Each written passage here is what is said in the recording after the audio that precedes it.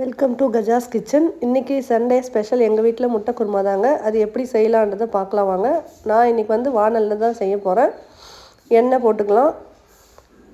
எண்ணெய் போட்டு கடுகு பொரிஞ்ச உடனே ஒரு வெங்காயம் பொடியாக கட் பண்ணி வச்சுருக்கேன். வெங்காயம் போட்டுக்கலாம்.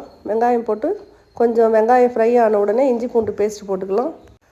அரை முடி தேங்காய் 4 தக்காளி போட்டு அரைச்சி வச்சுருக்கேங்க. அதை வந்து இதில் ஊற்றிக்கலாம்.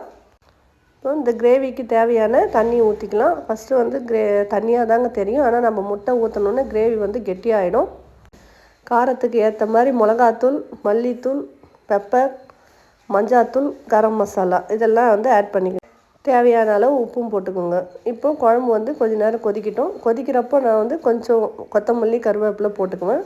அப்புறம் இறக்குறப்போ கொஞ்சம் போட்டுக்கலாம்.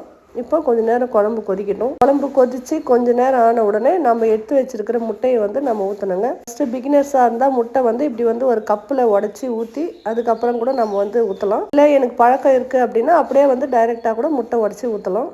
ஒன்றோட ஒன்று முட்டை வந்து கலங்கக்கூடாதுங்க. நம்ம ஊற்றின உடனேயும் கரண்டி போட்டு கலக்கக்கூடாது. ஊற்றி தனித்தனியாக ஊற்றிட்டு அதை வந்து அப்படியே வந்து ஒரு 5 நிமிஷம் வந்து விட்டுடணும், கலக்கக்கூடாது.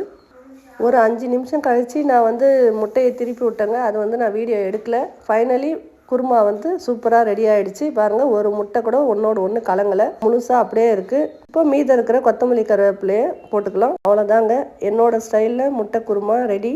இது தோசையோடு நாங்கள் வந்து இன்றைக்கி சாப்பிட போகிறோம். வீட்டுக்காரர் தாங்க இப்போ வந்து சாப்பிட்டு டேஸ்ட் எப்படி இருக்குன்னு சொல்ல போகிறாரு. தோசையும் குருமாவும் சூப்பராக இருக்கே. மறக்காமல் இந்த வீடியோவை லைக் பண்ணி சப்ஸ்கிரைப் பண்ணுங்கள். தேங்க்யூ.